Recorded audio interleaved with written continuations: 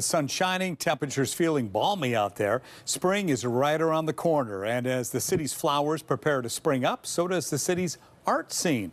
If you're ready to venture out and get a dose of sun and culture, Willamette Week has your spring arts guide for you tonight.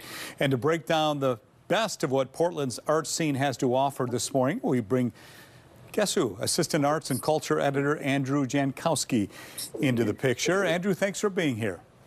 Thank you for having me. Let's talk about this. What does springtime mean for Portland's art scene and for Portlanders as a whole? Yeah, so during the winter, artists and musicians and other creatives, they tend to kind of hunker down. They're either working on new things for the next year, or they're doing research on the directions they want to go, or maybe they had a really busy holiday season and they're just getting some rest in. But like you said, the days are getting longer, they're getting warmer, even if they're still pretty wet. But people are wanting to get back out there, they're wanting to reconnect, they're wanting to show off what they've been working on, they're feeling refreshed and rejuvenated. So it's always an exciting new season. You have compiled an extensive list of events ranging from art to music to books.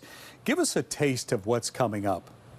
Yeah, there's a lot of things going on in all the creative spheres. So for example, Portland Art Museum has a new exhibit on Monet's water lilies that's opening up on Saturday, March 1st. The Oregon Symphony will be taking on the Rolling Stones' greatest hits on March 20th. Miranda July, who we all know, has curated the Tomorrow Theater's April screenings, and she also narrates a film that's showing at Boathouse Microcinema on Sunday, March the 9th. The Cabaret Revue Voyeurism is bringing back a burlesque legend, Lovey Goldmine, to the Alberta Rose Theater on April 18th, and Omar El-Akkad is hosting the Oregon Book Awards on April 28th. You have also chosen a few specific events to highlight in the issue, including, and I can't wait to hear about this, a daring cult classic adaptation by the Portland Opera. Tell us about that. Absolutely. The Portland Opera is taking on Stephen King's The Shining, and specifically they're sticking more with the book instead of the movie.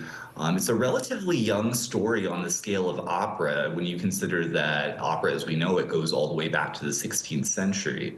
But they've already had one of their shows sell out, so it seems like dipping into pop culture is a risk that's paying off for them.